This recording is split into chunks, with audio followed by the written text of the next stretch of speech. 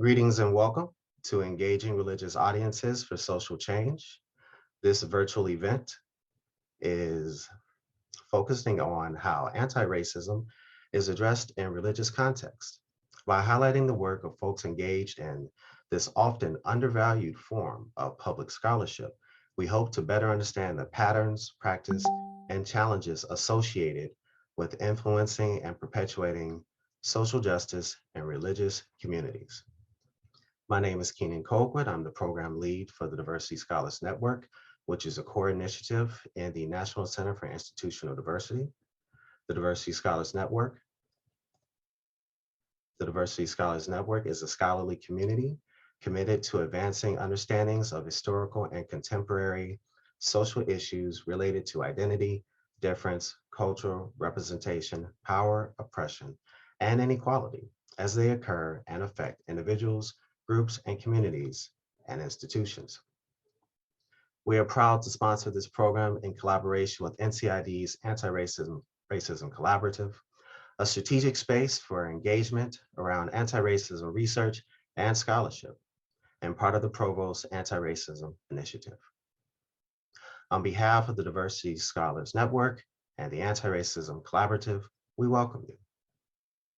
We begin this presentation with a land acknowledgement. The University of Michigan is located on the traditional territory of the Anishinaabe people. In 1817, the Three Fires Confederacy made the largest single land transfer to the University of Michigan. This was offered ceremonially as a gift through the treaty at the foot of the rapids. Through these words of acknowledgement, their contemporary ancestral ties to the land and their contributions to the university are renewed and reaffirmed. Before we begin, I'd like to share a few reminders with you all. Live closed captioning is available. Click on the CC icon and select View Subtitle. The session is being recorded and will be available on NCID's website following the session. A transcript will be provided on the website with events recording. Please submit questions using the Q&A tool in the Zoom toolbar. Engage this topic online with hashtag NCID anti-racism and follow us on Twitter at UMISHNCID. Please help us build this Diversity Scholars Network program and other anti-racism collaborative initiatives by completing our post-event survey displayed in your browser immediately after the discussion ends. More information about the DSN is available on our website.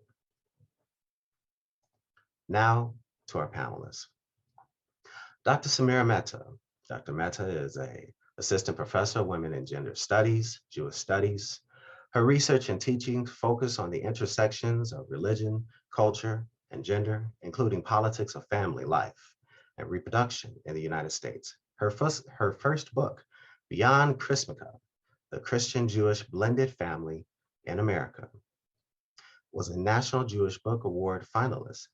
Mehta's current project, God Bless the Pill, Sexuality, Contraception, and the American Religion, examines the role of Jewish, Catholic, and Protestant voices in competing moral logics of contraception, population control, eugenics, from the mid-20th century to the present. Mehta has just received a grant from the Henry Luke Foundation for a 3-year initiative called Jews of Color, Histories, and Futures. Thank you very much for joining us, Dr. Mehta. Dr. Matthew Kressler. Dr. Kressler is an associate professor of religious studies at the College of Charleston.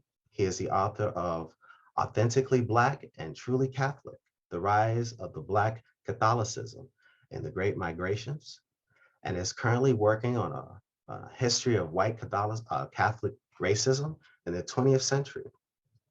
He has written for the Atlantic, Slate, American, Sockello Public Square, and Religion News Services. Together with Ando M. Banks, he co-wrote the award-winning religious news service series Beyond Most Segregated Hours.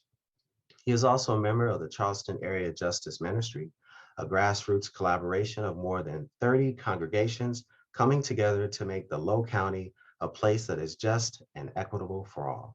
Dr. Kressler. Dr. Eric Barreto. Dr. Barreto is a Frederick and Margaret L. Weinzinger Associate Professor of New Testament at Princeton Theological Seminary.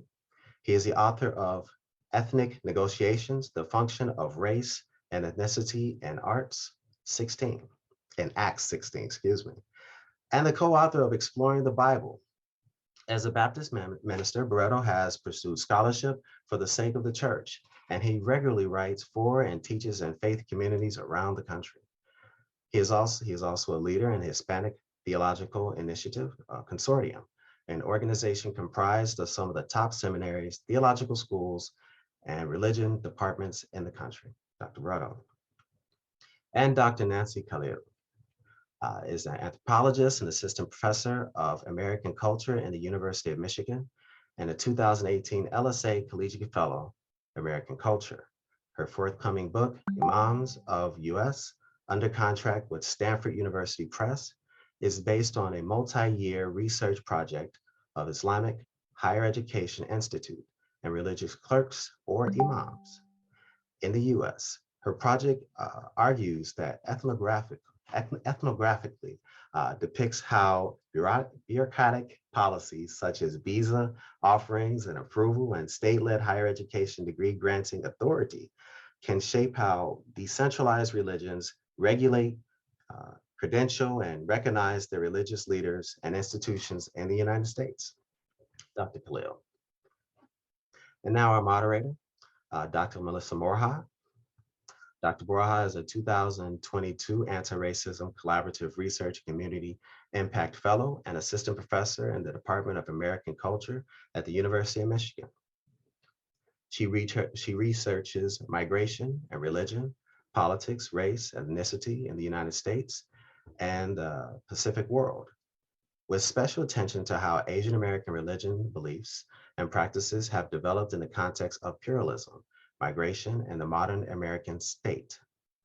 Her book, Follow the New Way, American Refugee Resettlement Policy and Hmong Religious Change, draws on oral history and archival research to instigate the religious dimensions of American refugee care, how governments have expanded capacity through partnerships with religions, organizations, and how refugee policies have shaped our religious lives and refugees. So, Dr. Borja, as the moderator, I'll turn it over to you. The floor is yours.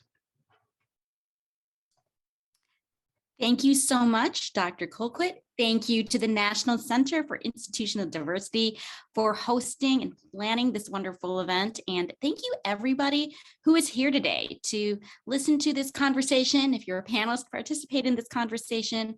I sincerely hope that we have a chance to share ideas and that we all walk away with better ideas about how to do our work more effectively. So this event is about engaging religious audiences for social change. And the first theme I want to discuss is this. What exactly is the role of religious communities in building a more just and equitable society? Now, religious communities can maintain the status quo in powerful ways. A look at the past reveals that religious communities have defended slavery, supported immigration restrictions and exclusions, upheld white supremacy, denied climate change, advanced nationalism, and much more. But we also know that religious communities can be important sites for impactful social change. Religious communities were involved in the freedom struggles and civil rights activism of the 1950s and 60s, the sanctuary movement of the 1980s, the refugee advocacy efforts, and Reverend William Barber's Poor People campaign in the current moment. So we have a wonderful group of scholars who have a variety of different types of expertise on this very topic. And I want to begin with this question. What are some specific examples of religious communities serving as sites for impactful social change? And I invite our panelists to draw on their research as well as their personal observations as they reflect on this question. So why don't I begin with you, Matt Kressler? What would you like to say on this topic? Thank you, Melissa. And it's wonderful to be here in conversation with such brilliant people. So I think that for most people, hearing the question about how do religious communities engage in social change, I think most Americans would probably immediately think of the civil rights era. Um, Martin Luther King, Malcolm X, Fannie Lou Hamer. We think back to that moment as a kind of signal moment where religious communities were mobilizing for social change, particularly Black Christian and Muslim communities. So you were kind of noting the different hats that we wear. One of the hats, the primary hat I wear as a teacher and scholar, is as a historian of Africana religions. And I'd be remiss if I didn't say that this has kind of been the story of Africana religions from the moment that enslaved Africans were brought to what would become the United States. So if we think of the Stono Rebellion, an enslaved uprising in the early 18th century, that was led by Congolese Catholics who were enslaved here in Charleston. We think of Nat Turner. Nat Turner was an African-American apocalyptic prophet who launched a slave uprising, right? And we could kind of go on down the line. But if we're thinking about Black religious history in the United States, religious communities are often, not always, not kind of inherently or innately, but they're often sites of social change. And I think that, if we think about the Mother Emanuel massacre here in Charleston back in 2015, this historical fact is why white religious communities are often targets for white supremacist violence and action. I could continue, but I'm going to pause here and invite some of my other colleagues to jump in. So I think that, one of the interesting questions is what motivates people to work for social justice and social change, and why. And so I am a scholar of American Judaism, sort of in conversation usually with American Protestantism and Catholicism, but for a moment I'm going to speak as a scholar of American Judaism and as someone who does a lot of my own social justice work through the Jewish community. And for Jews, there's this real sense of being motivated by a history of anti-Semitism. Some of the time that is social justice work on behalf of and for the Jewish community. And sometimes that history and that motivation prompts American Jews to participate in other social justice movements. So for instance, and it's important to note, and I can say more about this later, that this can cut both ways, right? So between 1880 and 1924, the number of Jews in the United States skyrockets from not really a notable percentage of the population to the point where there are more Jews in New York City than there are really anywhere else in the world. And the people who were already here, the American Jews who were already here, really wanted to help out those new immigrant populations. And help out meant helping them succeed in American society, and sometimes came from the best impulses. And sometimes it meant like, we find them embarrassing and we want to get them on board with how it is that we are, right? So it's important to remember, like, what counts as social justice can cut both ways. So there's that piece, but there's also a very real piece in American Judaism, this sense that, like, we have been hurt by oppression. We are the victims of what, and this is not sort of an inherent word to the Jewish community, but what scholars like Kathy Joshi call white Christian supremacy. So for instance, the Holocaust, right, to use sort of the big guns example, is a moment of Jews being harmed by white supremacy, and therefore we must be in alliance with others. That is really a massive piece of the Jewish motivation to participate in something like the civil rights movement. This sense that as a religious group for whom persecution is central to the story, we must do this in alliance, not only for ourselves, but for others.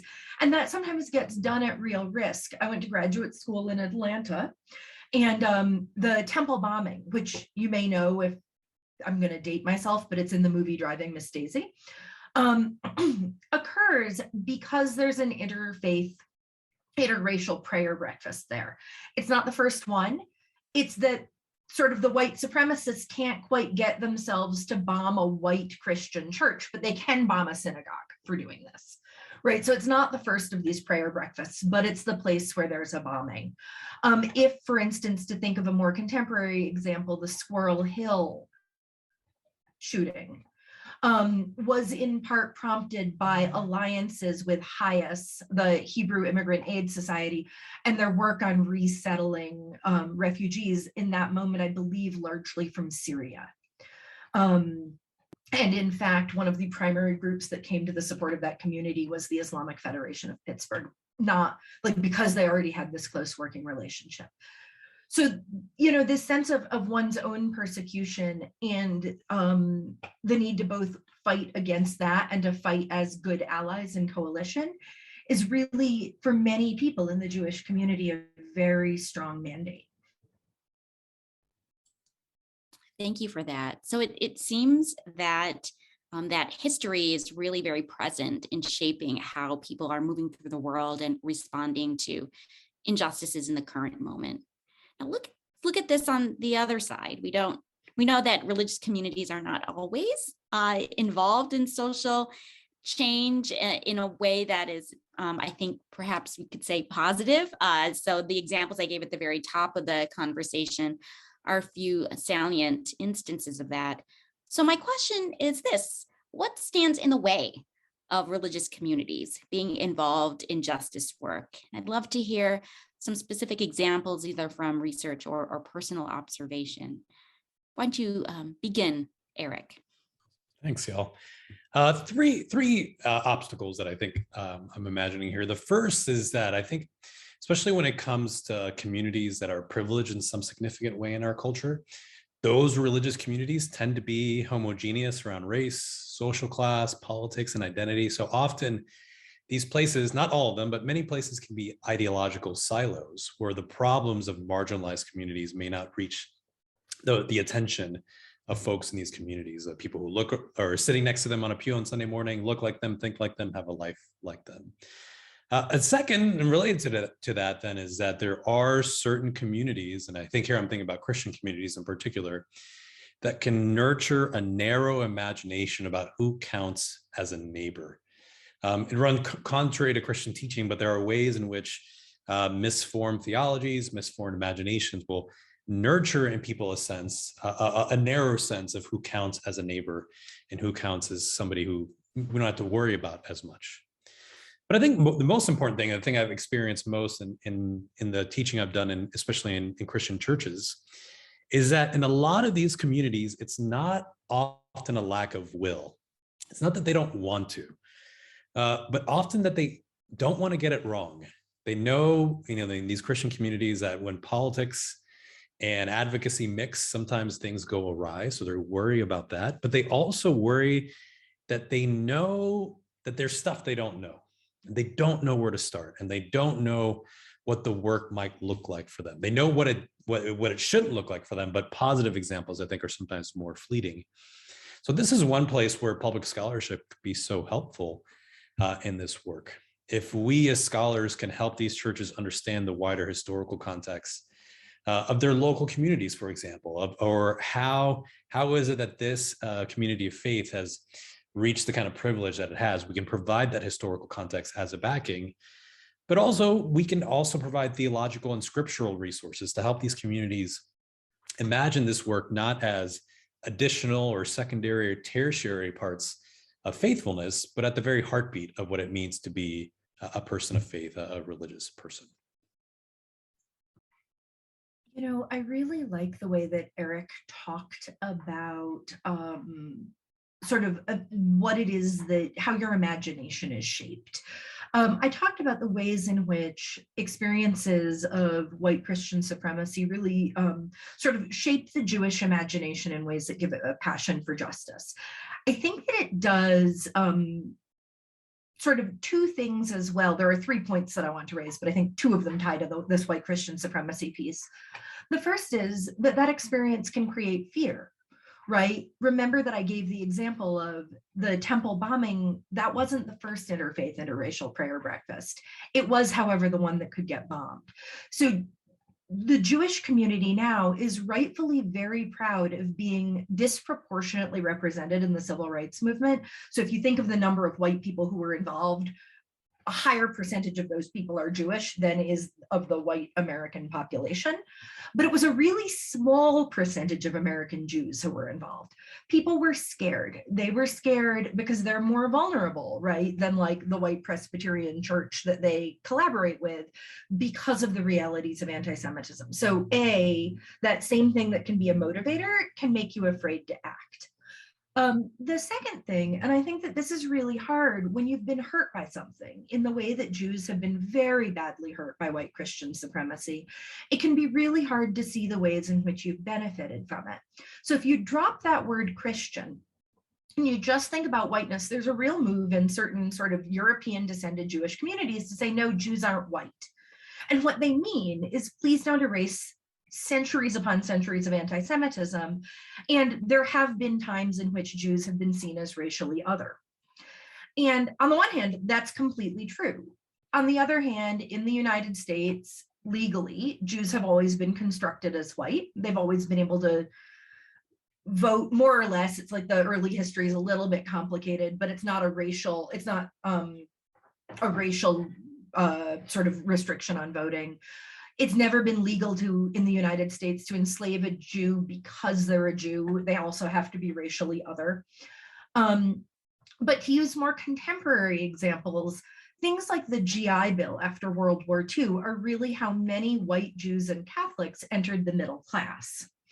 And the GI Bill, which had to be passed through Congress that was very dedicated in lots of ways, both in the South and in different ways in the North, to segregation in a way that wouldn't upset that apple cart. And so it wasn't available to Black and certain kinds of brown veterans in the ways that it turned out to be available to Catholics and Jews.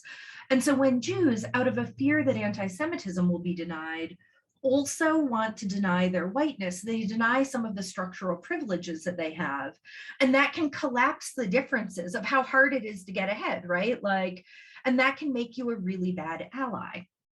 And the last thing that I would say that happens in Jewish communities, and before I was a Jew, I was a Unitarian, and perhaps this is something that Matt can speak to as well. But I think when you self-identify very strongly as liberal or progressive, it can be very hard when people push against your self-image as being good at being liberal or progressive.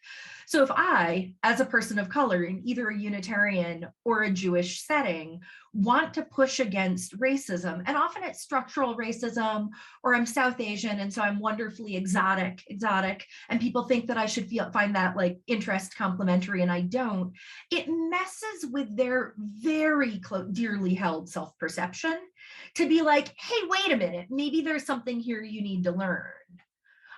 Because I think we have kind of a one-drop rule around racism in the United States. You did one structurally racist thing, and the distance between you and somebody burning a cross on a lawn and kind of emotionally collapses.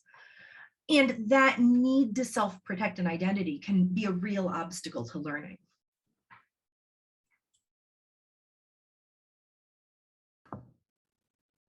Hi, everyone. I want to piggyback on what my panelists said and echo the concepts of imagination and racism. I think one of the things that strikes me that's expressed by Muslims the most in this context, especially the community of those who recently immigrated or are descendants of recent immigrants, is Islamophobia.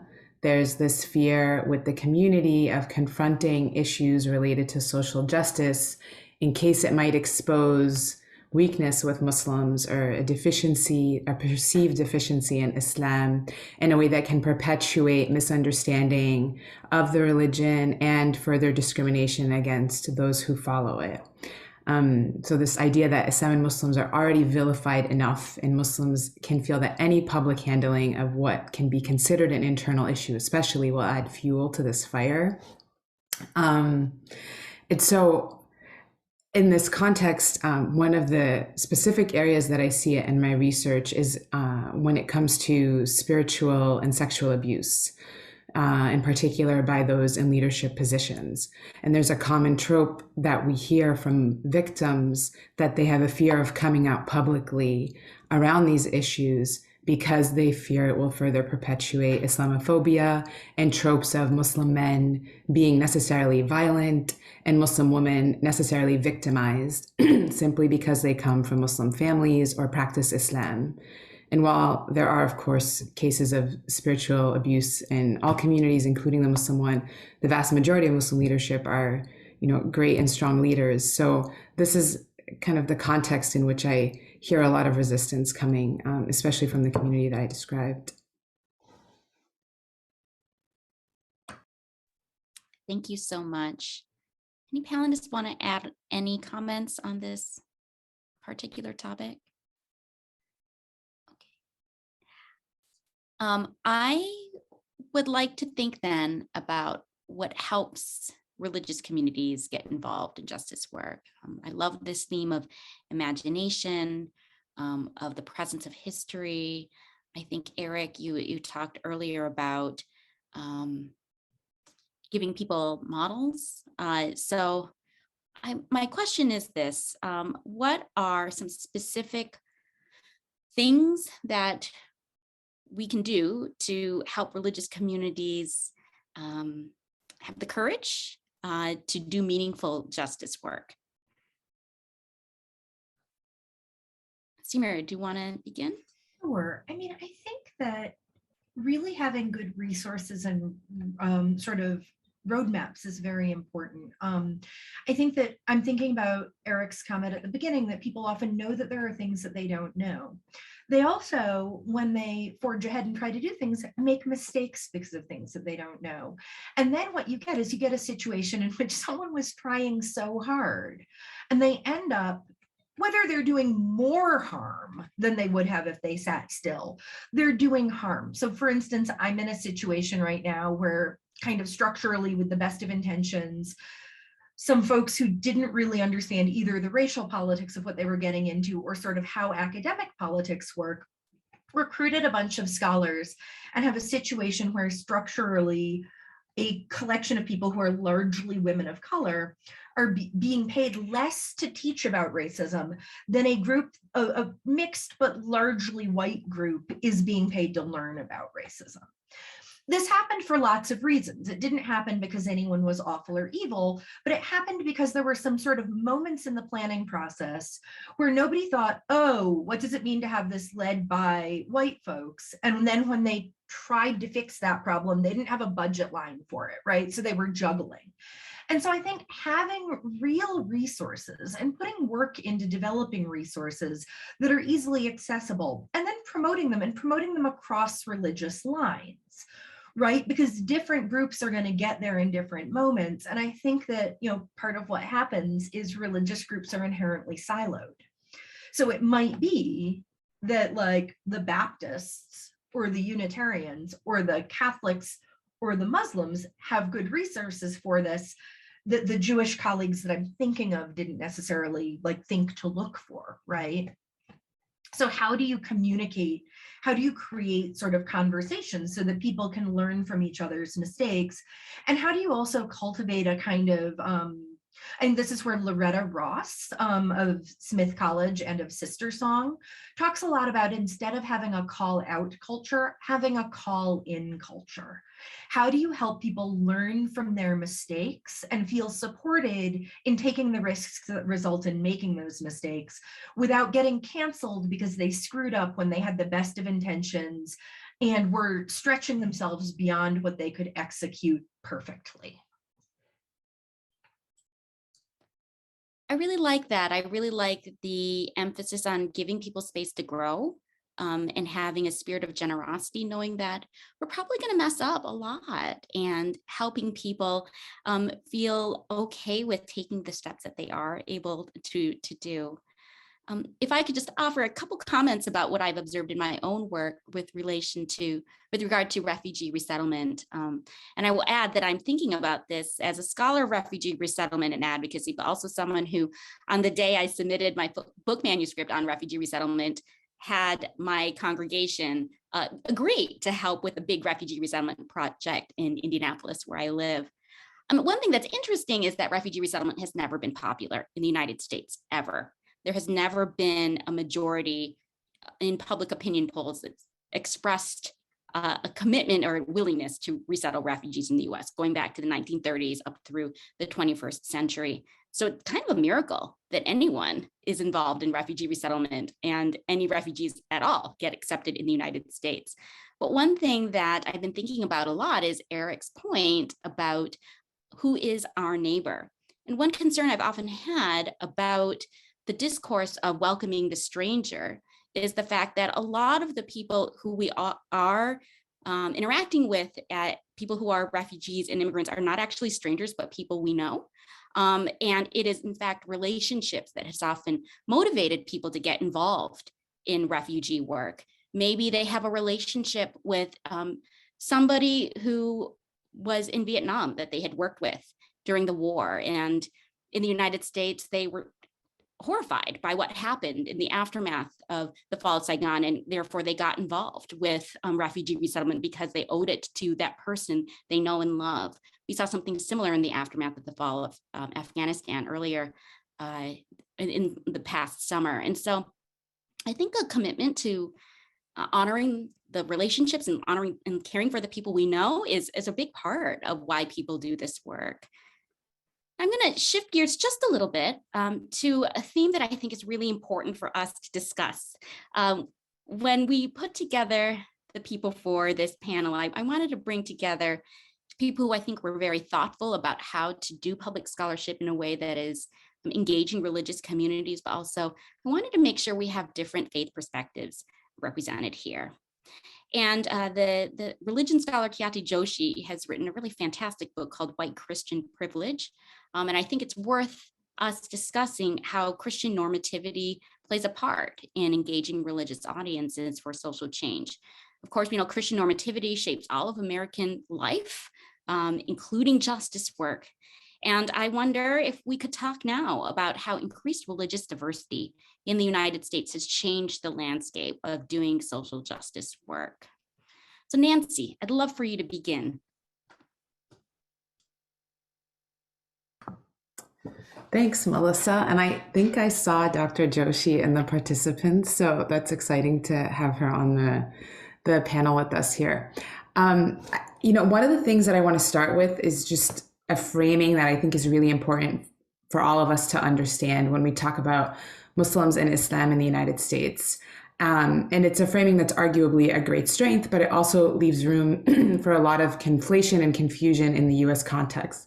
And as many of my colleagues here know, so many of this country's laws and policies and structures came to be with the assumption that religion is centralized and that its authority is primarily bureaucratic.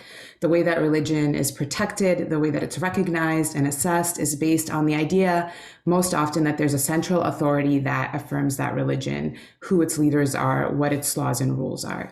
Now, of course, as faiths emerge that lack this kind of centralized structure, bureaucrats at times try to amend the policies and laws to accommodate these faiths, but it's still this forced fit. It's still this square you're trying to fit in a circular hole.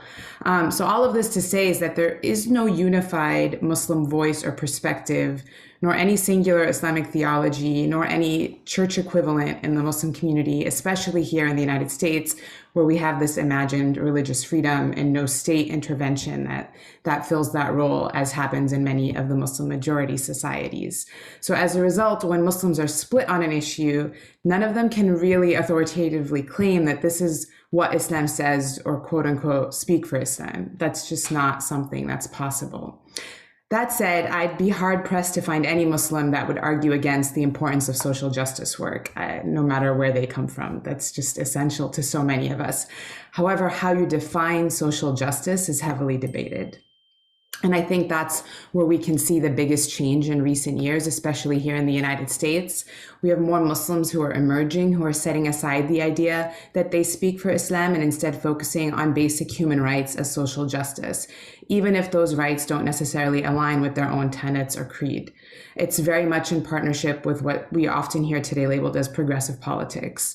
then there are other Muslims who refuse to partner or work towards these causes because they find that it conflicts with their creeds. And we might see that label more aligned with what we call conservatism. So this is where we see a rising importance of allyship, like allyship, allyship, allyship. We hear this often on so many fronts across the political spectrum. And this has really drastically increased post 9/11. One great example in the recent past is the Women's March that focused heavily on the rights of marginalized groups across faith, race, gender, sexuality, and was co-led by several women, including one Muslim woman in hijab, Linda Sarsour, who was on the cover of many different publications and magazines as one of the founders and leaders of this march. On a more local level, we see like in Missouri, there was a Jewish cemetery that was vandalized, and the Muslim community started a crowdfunding campaign and raised over $100,000 to help restore that. So this understanding of the importance of allyship, of building really deep relationships with communities, so that those relationships are present. So when something emerges, they're already there, they're already standing. We're not looking for relationships to solve crises, but a recognition that we need to be in relationship as marginalized communities, especially for these moments, I think has taken over, especially again, when I say with the immigrant and the recent immigrant community, because if we look at the Black Muslim community, I think they're way ahead on the recognition of the importance of this kind of relationship building. The relationship piece is so very important, right? You'll remember that I noted that after the Squirrel Hill shooting, the Islamic Federation of Pittsburgh was right there, and was right there because there were longstanding trusted relationships, right?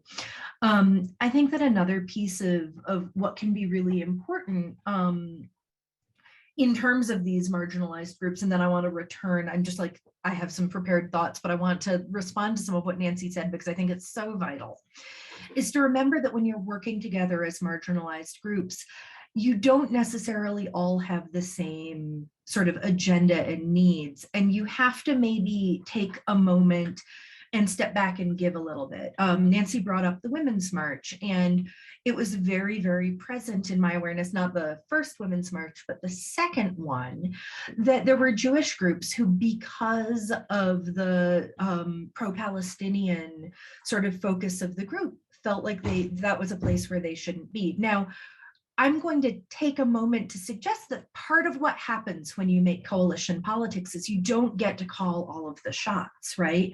And I'm not saying here that every single Jewish women's group should have shown up in that moment. I think that that's where you have to decide, like, can I be in this coalition or can I not? But I think it's dangerous to set up a policy of having a litmus test, right?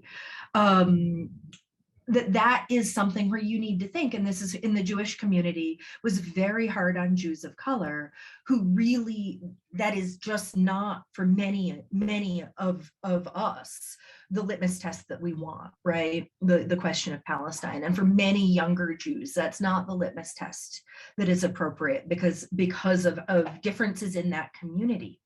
And so you need to be prepared to work across difference and to say, I will make common cause where I can make common cause, and that has to be acceptable. And I think that's a real piece of this. I also think there are places and times when it's important to assert difference. And in this case, I'm thinking a lot about, as we were planning, Matt talked about this concept that we have in sort of the Abrahamic faiths, and particularly in Christian-Jewish alliance, of a biblical mandate.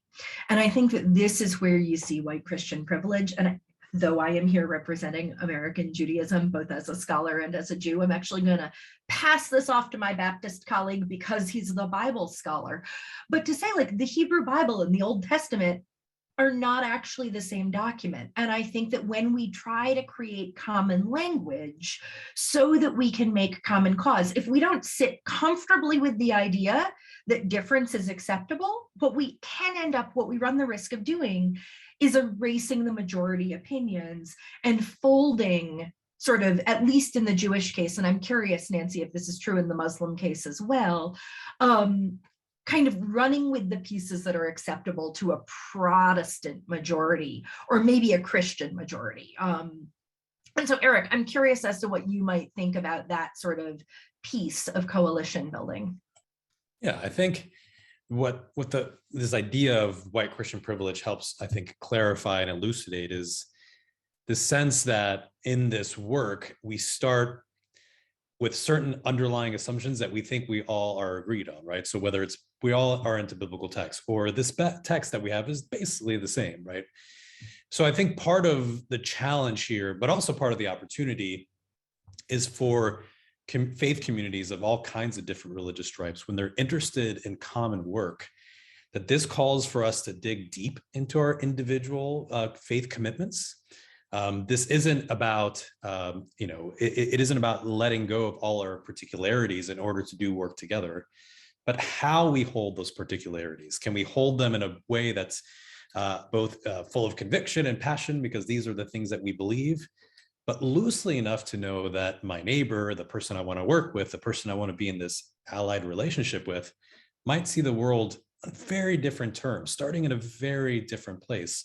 So that openness then is vital. So it's both like this sense of where we've come from a Christian community or Muslim community, but a sense also that folks are coming from very different places as well. And just to kind of have a sense of generosity about those spaces strikes me as really important. The one thing I'll other say, that this notion of allyship, I think, is really sparked by my thinking here too, and that that allyship doesn't just call for us to line up on the same side.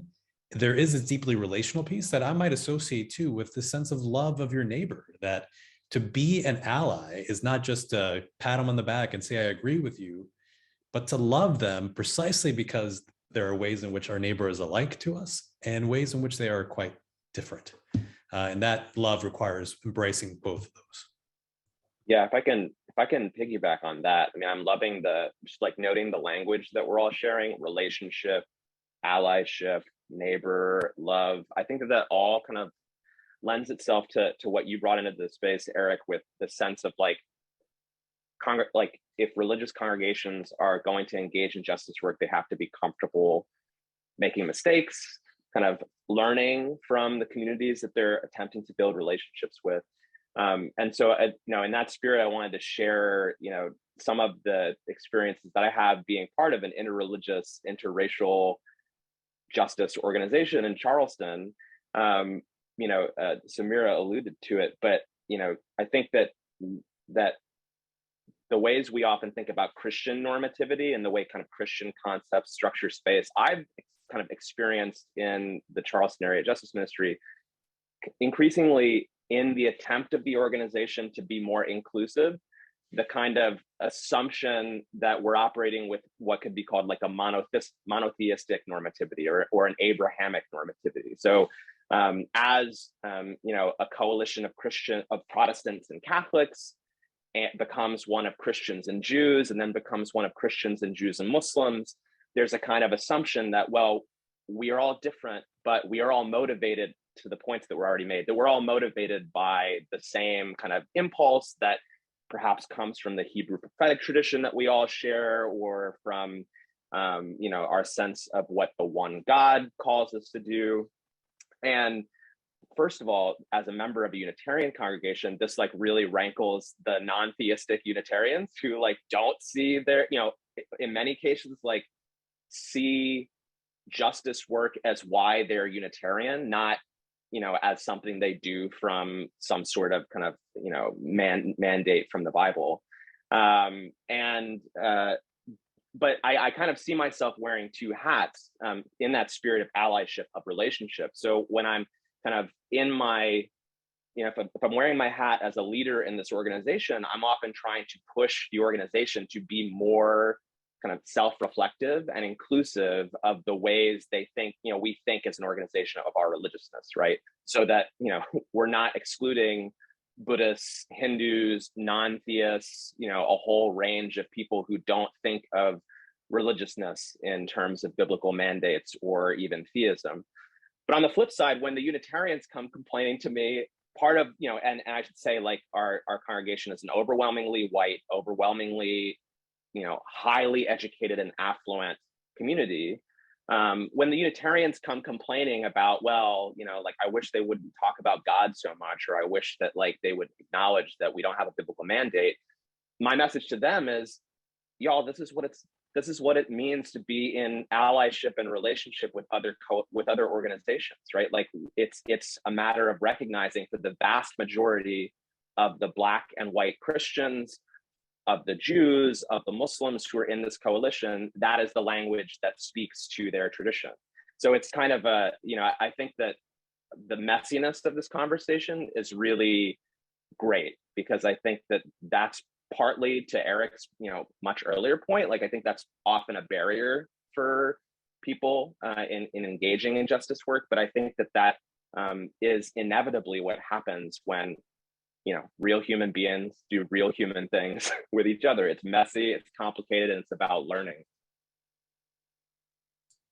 Thank you so much, Matt. I will add that as someone who studies a community that doesn't always describe their beliefs and practices as religious, I study Hmong Americans, and sometimes they describe their beliefs and practices as religious. Sometimes they describe it as cultural, and there are really complex reasons why they might choose one or the other. But I think the Protestant assumptions that continue to animate what we designate as religious and not religious is just really important for us to keep in mind. Okay, I want us to shift focus just a little bit. And I think some of the things we've talked about already, I think, lend us to this new direction, which is what it means to do public scholarship that explicitly, intentionally engages in religious communities. So lots of times when we talk about public scholarship, we think about, for example, writing an op-ed in The Atlantic, which Matt just did recently, or perhaps teaching a class to community members.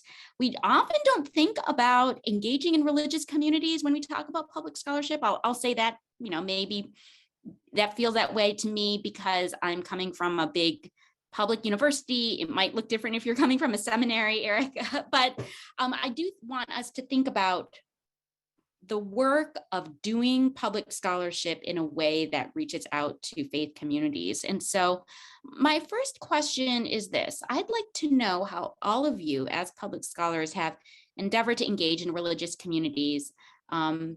And I'd like for you to reflect on your practices and the principles that guide you when you do justice work and outreach to religious groups. So Matt, I think you're a good person to start off with because you started talking about your justice work in Charleston. Yeah, so this is definitely of a theme with messiness. We all did so many different hats. This is going to get confusing, y'all. So just hold on to your seats. I am a Catholic.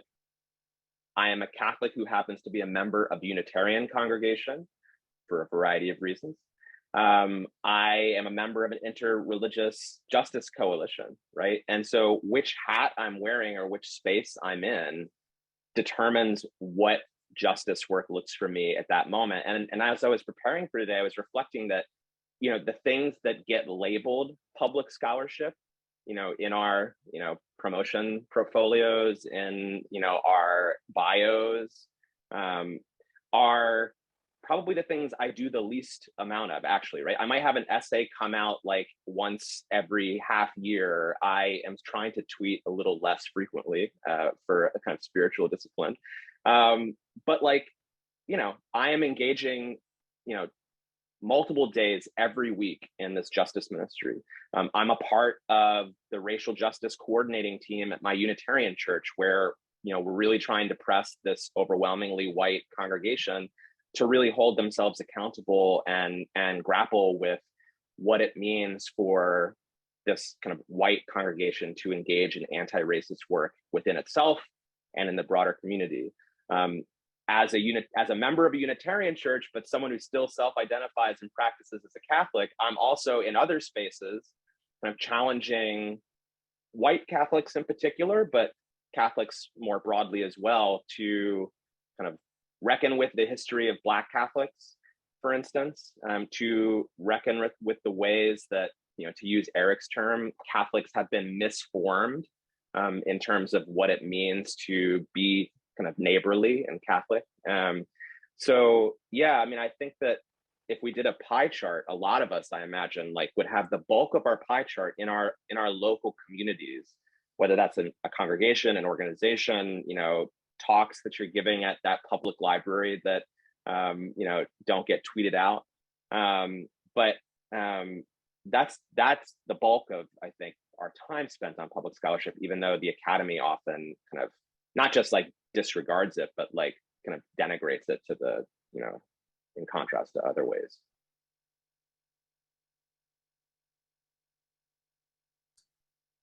Nancy, do you have any thoughts on this question? Yeah, I have a lot, so let me try to organize them. But you know, my first job outside of college was as the only paid staff person on a coalition-based citywide project called the Citywide Dialogues in Ethnic and Racial Diversity. It was located in Boston, Massachusetts, and it brought together a host of different religious and ethnic and racial institutions across the city to try to address racism in the city of Boston. And I was coordinating at the administrative level a lot of the work between all the different volunteers from the different orgs and organizing these.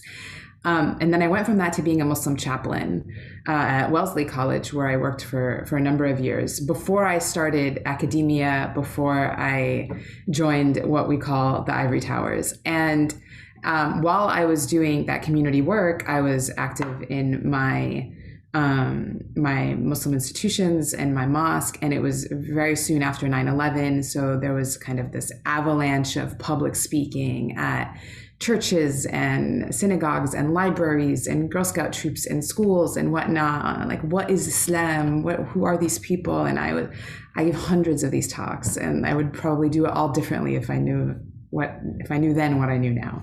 But all of this is to say that I started in the public space. And so then when I started doing this academic work, in the beginning, it felt like they were separate, and I just couldn't reconcile that.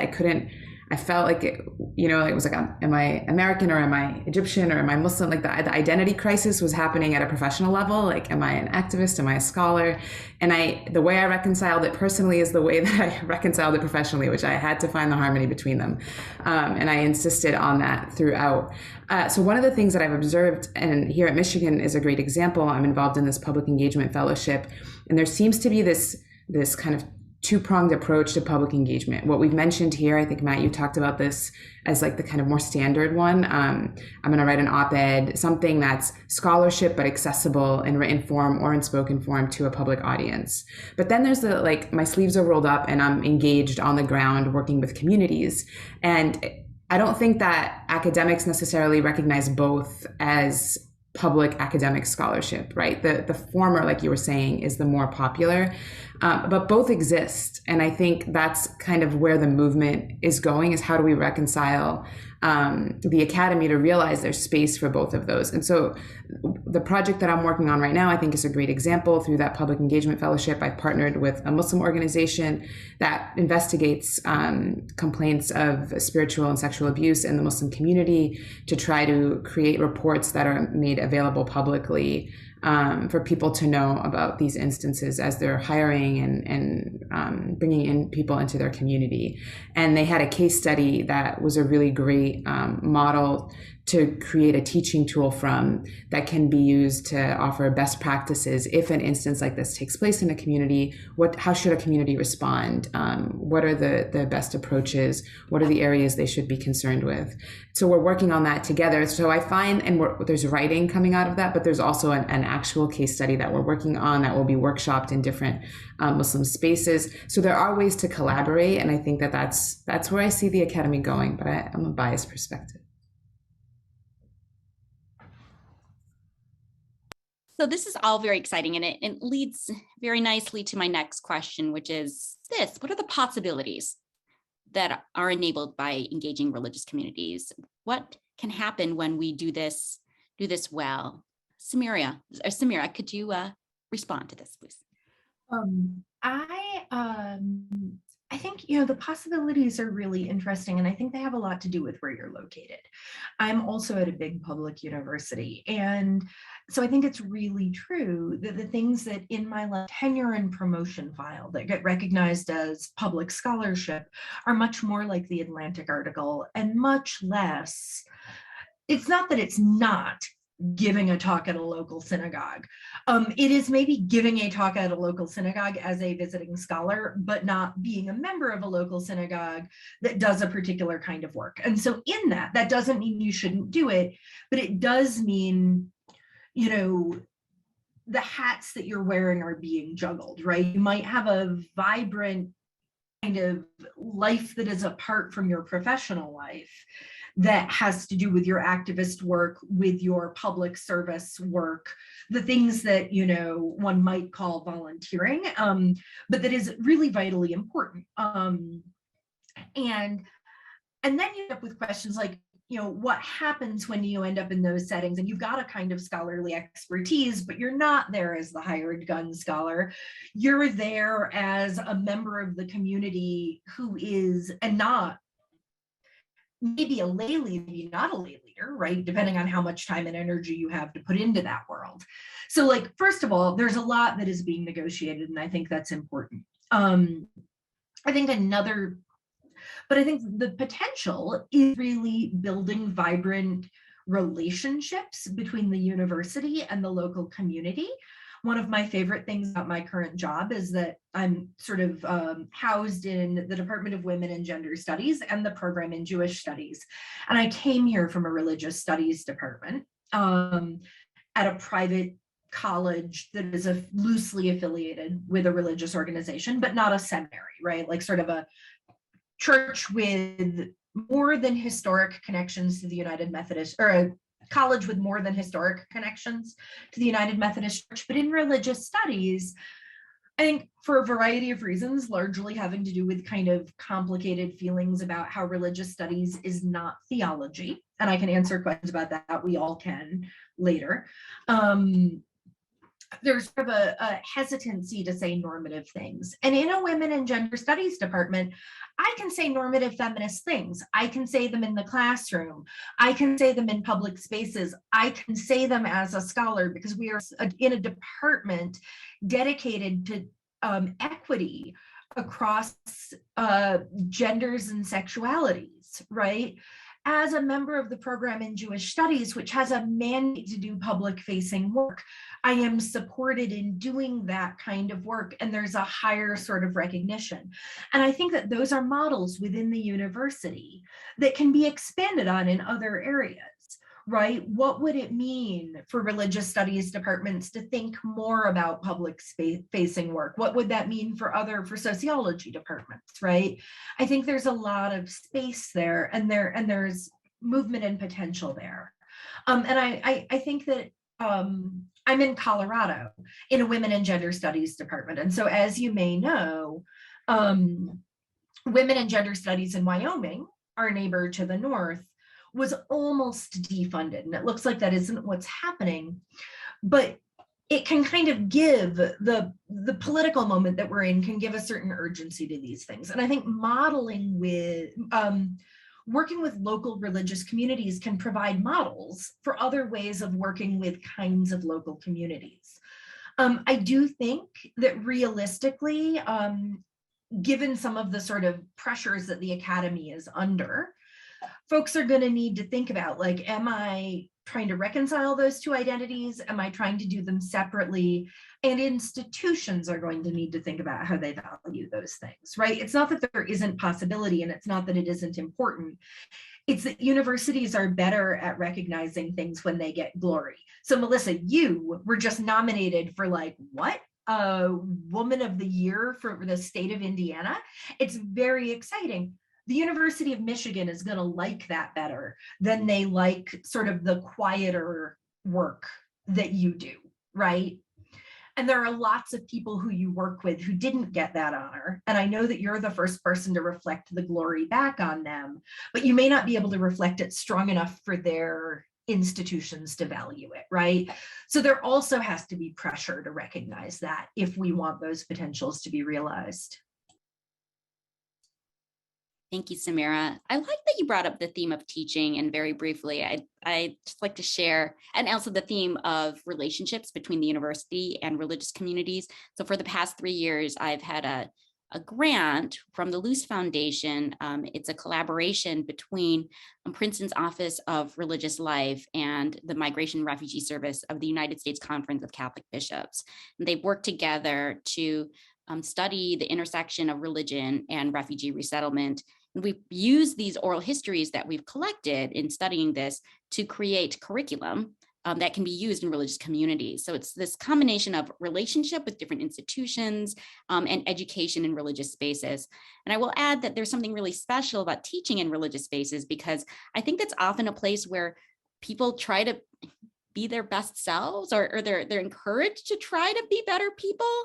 And so I think that people's guards are a little bit lower, and they're more open to thinking about an issue, especially a very controversial issue like anything related to race or immigration or refugee resettlement, in a new way, in a way that's more generous of spirit. So there are, of course, perils associated with this work. And earlier this year, I moderated a conversation with Kristen Kobe-Dumay, Beth Barr, and Anthea Butler about the difficulty of doing scholarship that challenges religious communities. And I wonder if we can talk about the perils and the challenges of doing this work, perhaps the personal toll that it might take, or in general, the difficulty. What are some challenges you've encountered? Matt, why don't you go first? I was looking to my other brilliant and beautiful panelists. I might have looked enthusiastic. Yeah, I'll keep it brief, and I'd love to hear Eric's thoughts and others' thoughts. I'm partly I'm a scholar of Black Catholic history, but increasingly I've been working on the history of white Catholic racism. Also connected to your work, Nancy, how that intersects, how the history of white Catholic racism intersects with Catholic clerical sexual abuse. And so, I think that when speaking as a white scholar of, white Catholic violence, as you would maybe not be surprised to hear, that's something that a lot of white Catholics don't want to hear about, don't want to talk about, don't want to confront, or want to compartmentalize as instances of people who aren't religioning right, instead of thinking about it as something that is, something that institutions, communities, and individuals are complicit in, and thus must be accountable to. So, I think that dealing, with white Catholic violence and trying to educate white Catholics and white Unitarians and other white religious congregations, the resistance, is often kind of direct, and it also, though it obviously pales in comparison to actual violence, like it is exhausting and troubling and, frankly, depressing to engage in that scholarship when you're spending hours, reading through, grand jury reports of sexual violence, or letters, from white Catholic racists. So those are my 2 cents, but I'd love to hear others' thoughts.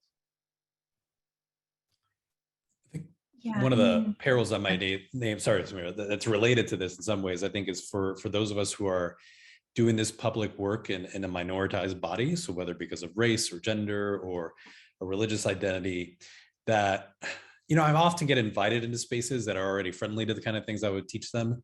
So I'll forget that every once in a while, somebody will be in the room with hostility, no matter, like they knew what they were going to say to me before I got there. And the thing that happens to me often is I forget it's going to happen. And when it happens, it's like it's happened for the first time each and every time. So I think the peril of putting yourself in public is that it's encountering these voices, and then the weight of those voices in our ears, right? So one of the things that I think a lot of us struggle with is that we'll forget the 100 people who were really happy and really positive and really shaped by what we shared, and that one person, that one hostile person, is the person that takes up room in our heads. That's a little bit what I was going to say. I think because I work largely in Jewish audiences, and kind of because of what I sort of was saying about the ways in which Jewish oppression motivates Jewish activism, but also makes it hard to hear about the white privilege that many Jews have. It's not that there's one person who knew what they were going to say before I got there. They came in expecting to love everything I was going to say. And then I was trying to call them in. They felt called out. They lashed out. And that is something, it's probable that I can get better at calling people in, but it's also really hard to call people in when they're feeling defensive. And also when they don't see, as I said, I get a lot of exoticizing, right? And so like you experience something as othering and they amend it as complimentary, and now you've got a problem, and they want the intent to be what matters rather than the impact on you. And so they double down. And, you know, I talk to lots of non-Jewish groups too, and I've learned that Jewish groups can hurt me, as can Unitarian groups, which is the tradition of my childhood, in ways that other groups can't. I spoke to the Episcopalians. I went in. I was a professional. The Unitarians can hurt me in the way that my family of origin can, and the Jews can hurt me in the way that my family of choice, my like kind of current family can, right? I have to go in and pray with you next week, or I kind of want to go in and pray with you next week after what you've just said to me. I want to flag one other kind of concern though. You may have seen that there was sort of a brouhaha in Jewish studies about someone at the University of Washington. Her name is Leora Halpern. She is a fine scholar and a deeply decent person. And she had an endowed chair and an endowed position. And she signed a document about a year ago, along with many other Jewish studies scholars, and particularly scholars of Israel-Palestine, condemning, offering sympathy for sort of Jewish and therefore Israeli marginalization, but condemning Israeli behavior, violence against Palestinians. And she was, the funding for her endowed chair and program were returned to the donor after donor complaints. The university has put much of that back in place. It's unclear to me whether they did that because 600 of her colleagues signed letters objecting to what had been done or not. Like I don't know the inner workings of what happened. But it's important to remember that there can be really strong costs. If you are in a position that is in some way, shape, or form public facing, and you speak out on an issue that is controversial, particularly if it's like in Jewish studies, I am talking about Israel-Palestine more than I am talking about really anything else. There can be really high professional consequences. And we have just seen a particularly stunning example of that. And I'm really proud of the field for the ways in which they rallied around our colleague. But it was, I don't know her, I know her certainly, but we're not close friends. And so I don't know what that experience was like for her, but I can't imagine that it was not scary and painful and disappointing, as well as being a professional, just horrible blow. And so it's important to remember that there are real risks, personal costs when you push against your community. There can be professional costs when you push against your community. Thank you for that.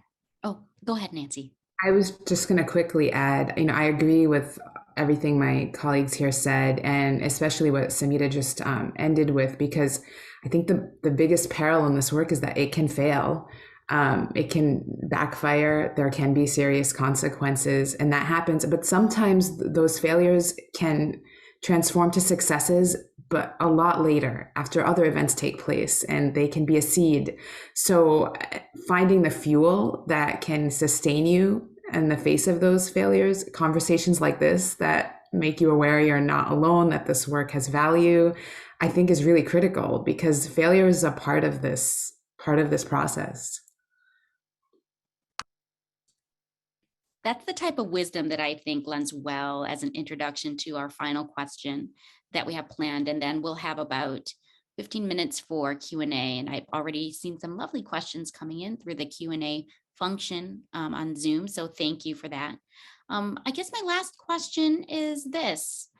What practical advice do you have for scholars who want to do public scholarship and work in engaging religious communities? Eric, I wonder if you could begin. Sure. Just briefly, I think it's important to start really hyper local. I think for some of us, we imagine if we're not publishing in the New York Times, then we're not doing public work. Like there's a lot of space in between that, and developing those local networks and that local support, I think, is really vital. Second is the importance of translating our scholarly work into these spaces, not because people are incapable of understanding us, but because they do other things with their everyday life that we scholars do differently. So it's about all those jargon shortcuts that we have and just explaining things in a way that's accessible to very smart people who do very different things with their everyday life than we do. And last, and most importantly, I think, is to expect to learn stuff. Just because we're the experts in the room doesn't mean that we're the only ones teaching. I have learned so much from everyday folks who aren't scholars, who aren't biblical scholars, who don't do this every day, but who have incredible insight into their own faith, into the shape of the world. So this is a two-way street where we benefit a great deal. We can learn a lot. So there's that peril of the hostile person in there, but even greater is the gift of someone who's lived a long and full life and can teach us something we wouldn't have otherwise learned. I love that. We can all be learners and can all be teachers. Nancy, do you have any practical advice?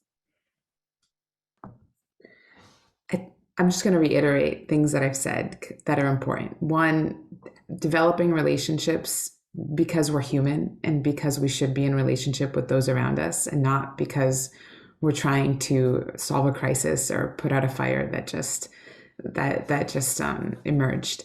And then taking care of yourself. Like I mentioned fuel just a few minutes ago, but finding whatever it is to keep yourself balanced, to find the sources that give you the drive and ability to sustain this work, I think is really important. And recognizing that there will be battles along the way, but that's a part of the process, and knowing how to recover from them is really important. Matt and Samira, do you have any practical advice to share? I was going to offer one thing that would, in classic academic fashion, subvert some of the assumptions of this conversation. I think that going back to the first comment I had about, we think religion and social justice, we think of the civil rights movement. I think we often wrongly assume that justice work is inherently religious, and that it always has been. And I think that, if we think about the Black Lives Matter movement, which is the most significant and sustained racial justice movement of the past half century, that was precisely one that not just inverted, but like intentionally subverted some of the Christian male-centric logics of some of the parts of the civil rights movement, right? So it was founded by Black women, two of whom identify as queer, all of whom kind of are differently religious, if not religious at all. And so one of the things I'm often trying to challenge, especially Catholics, but other religious folk, is that, part of what it means to enter into and engage in justice work is to not assume that your religious community or your religious tradition has all the answers, to sometimes listen and follow those who've already been doing the work rather than ask, what is our job to do? So, a lot of, to take the examples I'm most familiar with, a lot of Christian communities have been brought into racial justice work by the Black Lives Matter movement, not the other way around, right?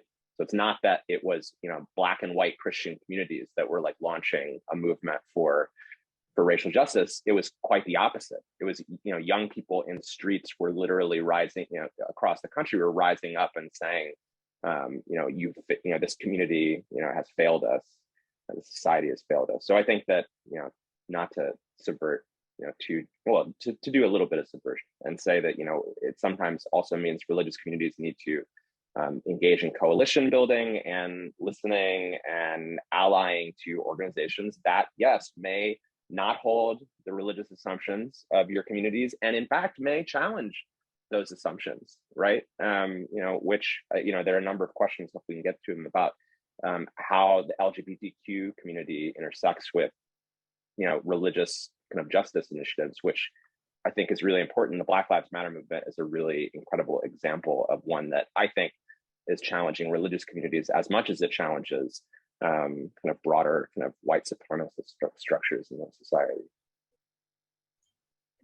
I want to echo something. I mean, first of all, I agree with Matt. I'm right there with Matt's subversion of the concept here, but I want to echo something that Eric and Nancy said about relationships. And I think I'm sort of an extreme example of this, but I had a decade in my life where I moved every single year, bar one. So I moved 9 times in 10 years. Nancy doesn't know me personally, but Matt, Eric, and Melissa are all nodding because I cried a lot. But what that means is that the hyperlocal is really hard in those contexts, right? So I think it can be really hard to balance, because it's also really important when you come into a community to listen, to do the listening and learning that Matt just talked about in your hyperlocal context. So I'm in a place where I do far more work on sort of the national coalition level in my particular Jewish movement, or because I have these relationships that are scattered all over the country. I happened to arrive in Denver right in time for the pandemic. And so I'm building relationships here, but it means that my work isn't local. So I think that Eric is correct, but I also think that that can be a particular challenge at spots in your academic career, and not that it's probably counterproductive to beat yourself up for that, right? And you kind of need to accept where you are in what you're up to. So I want to flag that. I also just sort of want to flag that this work, I think you have to keep your eye on the long game, right? And Nancy said that when I sort of told the story, and she was like, the bad thing can lead to a good thing, but it can take a really long time. And so I think it's very important, like not a self-care and a sort of wellness culture, get massages. Not that massages aren't wonderful. If you can afford them and they're your thing, get massages. But like self-care in really robust ways. If you're a spiritual practice kind of person, develop a spiritual practice. Attend to the communities that care for you. Think about those things, because this work can be hard. And depending on how you're doing it and what's happening as you do it, it can be lonely. It doesn't have to be lonely, but it can be. And so really think about yourself as a marathon runner who occasionally sprints, but as someone who needs to care for themselves for the long haul, and think really robustly and seriously about what that kind of care means. Excellent. So we have 12 minutes and we have some really fantastic questions in the Q&A. Because Matt gestured to it already, I'd like to begin with a question that is about people of faith and the LGBTQ community. There have been at least 3 questions on this topic already. So definitely an issue that is of concern to our audience and to all of us here. So there is often great tension between conservative people of faith and supporting the LGBTQ community. In the words of the person who posed this question, in today's world, I feel like the LGBTQ community is one of the few social groups that still face rejection under the idea that accepting this group goes against religious beliefs. There are a couple other questions, but maybe I'll just center the discussion on this. What are strategies to bring folks of faith into movements to support the LGBTQ community? Who would like to address that? I don't know if I have strategies, but it's something that I have seen in the interreligious organization that I'm a part of. And it gets back to some of the issues that Samira and Eric and others raised earlier about what collective communities imagine justice to be about. So for the Unitarian Church, broadly conceived, but my local church, LGBTQ inclusion and advocacy for, and fighting on the behalf of the LGBT community is understood as fundamental to what it means to be engaged in justice work. And our church here has kind of like served as a home in that regard. a safe space for those communities for a long, long time. That is not the case for some of our allied organizations who are in a coalition dedicated to making the Low Country a more fair and equitable community, but who, for a variety of reasons, theological conservatism being one of them, don't understand that to be a justice issue at all. And I've been present at really interesting moments where the rubber really hits the road on coalition building, where a Reformed rabbi offers a prayer for, among a litany of things, the LGBTQ community from the pulpit of a theologically conservative Christian space, that causes conflict among ministers. And I got to be there for the evaluation meeting afterwards, where all of these Christians are debating are kind of fighting amongst themselves about the extent to which, basically trying to convince this one person who was upset by the prayer that this is precisely what it means to love one's neighbor, is to be advocating for the LGBT community. So I don't have a strategy. I think that this is these are the really, when we talk about it being messy and about kind of learning, like this is like a really important thing, because I think that a lot of congregations engage in coalition building with the assumption that what they take to be justice is what other people take to be justice. And a lot of the time that's true. And also a lot of the time that's not true. And you only find that out when you're in relationship with communities. So I was really happy to see those questions in the comments, and was happy that we could have some time to say something about that. I think another place where it might be, like, another thing that's important to think about here, I was just gave a paper at Notre Dame, and Tom Tweed reminded me that we tend to think about like the different religious organizations, but there's an entire trend in the study of religion to think about the progressive wings of the religions and the conservative wings of the religions. And I think that's a helpful distinction, right? Certainly there isn't a Protestant view, because Protestants schism really, really well. But there isn't a Jewish view, there isn't a Muslim view. It's really tempting to think that there's a Catholic view because there's such centralized authority. There isn't a Catholic view, right? There isn't like agreement among Catholic clergy, never mind the Catholic laity.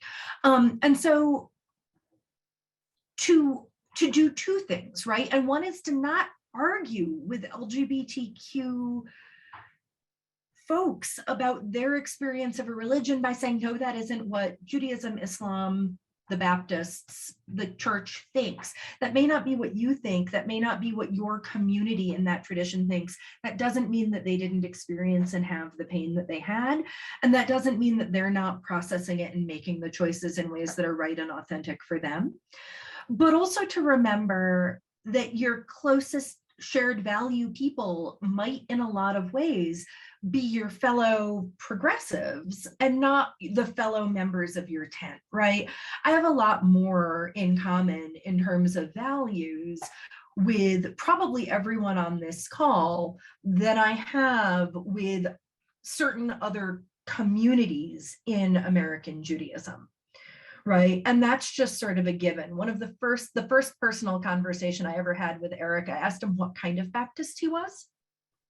And he asked if I had concerns about what kind of Baptist he was. And actually I wanted him to diagram Baptists for me, but like, yeah, I did, right? Like I absolutely had concerns. And that's the kind of place where you can only feel people out in relationship. That's how you do it. But you need to remember that you need to feel out your own community as well. And you need to then, sometimes you have a responsibility to protect your allies, right? Like I'm not queer. I hope that I am good at being a queer ally from some of my Jewish co-religionists. It's my job not to lie to them about what's there, but to do my best to be a firewall, in the same way that white Jews do not lie to me about racism within Jewish communities, but help be a firewall when I experience it. We have time for one more question, and we have lots of fantastic questions, but I'm going to choose the one that was posed first in the Q&A function, which is about the relationship between social justice movements and ecclesiastical leadership, or I'd say broadly religious authority. So it's a common phenomenon that social justice movements within faith traditions often happen in spite of ecclesiastical leadership rather than with it. So what's that relationship? And I'd like to give the floor to Eric or Nancy first, if they have any comments on this. Happy to say something briefly, unless Nancy, you want to go first. I'm happy to. Okay, great. One thing that comes to mind, the Princeton Seminary had, we developed a slavery audit to think about the relationships that the seminary has had to slavery and its history. And one of the big insights that emerged from me in that is the number of students who, I think as many as 15% of our students back in the 19th century were abolitionists. Not because of the things they were taught here by their professors, because none of the professors here were abolitionists back then, but precisely in spite of what they were taught at the seminary. And I think about that today for myself too, as a teacher. What are the things that my students are going to do despite the things I teach them? Because I'm a flawed person and I will teach them in ways that I will regret one day. It's just part of the work. So I think it's important for us to find ways that even within these institutional structures, that there are ways, pathways, values that says there are folks who are going to be on the margins of this community, whether leader or lay, whether folks with names we know or people that we don't know, who are going to be leading this community towards justice. And it's going to be a minority voice. So how can we incline institutions, incline leadership to not just see those people making trouble out in the margins, but that precisely where trouble is being made is where transformation and justice might be blooming most.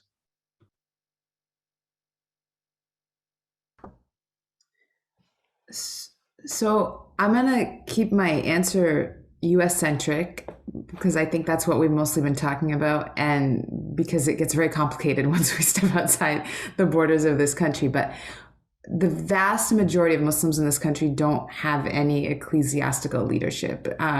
There's no central recognized anything. And I think that means the answer is that almost all social justice movements happen despite the existence of one.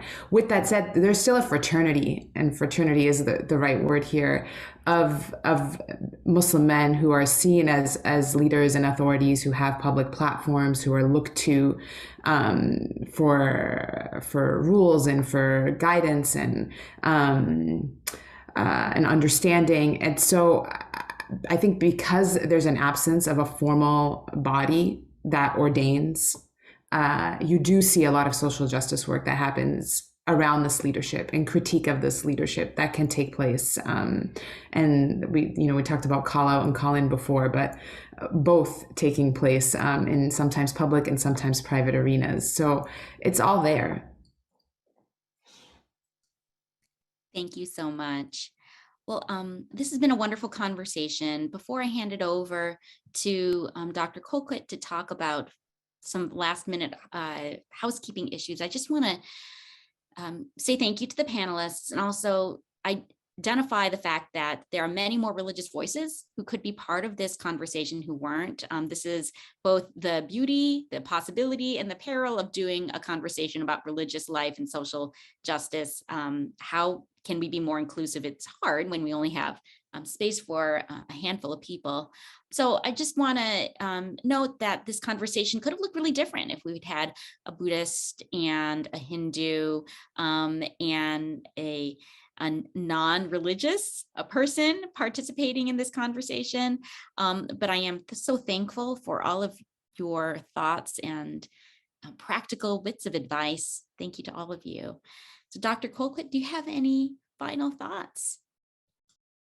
No, I really just wanted to thank you, Dr. Borja, for moderating, and you, the panelists. Thank you, everyone, for your time, this very engaging conversation, and for the work that you're doing to inform knowledge and action and addressing racism in religious contexts. I thoroughly enjoyed this conversation. Thanks to our NCID event production team and to you for joining this conversation today. Please help us out by completing the brief anonymous survey that should pop up in your browser after this event ends. We encourage you to continue the conversation on Twitter and stay tuned for future events. So thank you very much and have a great day. Thank you so much, panelists. This was wonderful.